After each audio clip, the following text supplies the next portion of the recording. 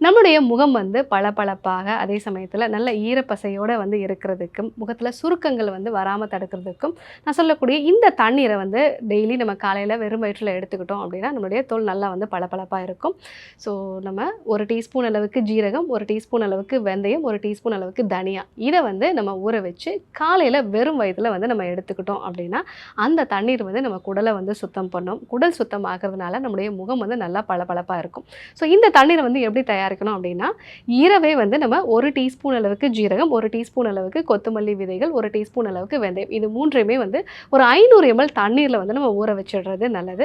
காலையில அந்த ஜீரகம், வெந்தயம், தனியாவுடைய லைட்டா அத வந்து ஹீட் பண்ணிட்டு, அதுக்கப்புறமா வந்து நம்ம வெதுவெதுப்பா இருக்கும் பொழுதே வந்து அதை வந்து எடுத்துக்கலாம். ஸோ கொஞ்சம் கொஞ்சமா வந்து எடுத்துக்கிறது. காலையில ஒரு 1 மணி நேரத்துக்குள்ள நம்ம வந்து கொஞ்சம் கொஞ்சமா வந்து எடுத்துக்கிட்டோம் அப்படின்னா, அது வந்து நம்ம குடல வந்து சுத்தம் பண்ணும்.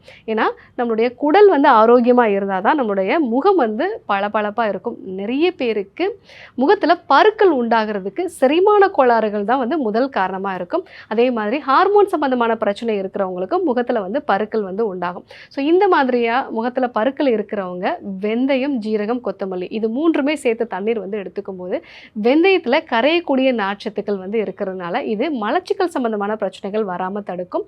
அதே மாதிரி வெந்தயம் வந்து நமக்கு ஹார்மோன் சம்பந்தமான பிரச்சனைகளையும் வந்து அது வரவிடாம தடுக்கும். கூடுதலா வந்து ஜீரகம் அப்படிங்கிறது நம்ம ஸ்டொமக்ல இருக்கக்கூடிய டைஜஸ்டிவ் என்சைம்ஸோட அளவு வந்து அதிகப்படுத்தும். இதனால செரிமான கோளாறுகளும் வந்து வராம தடுக்கும்.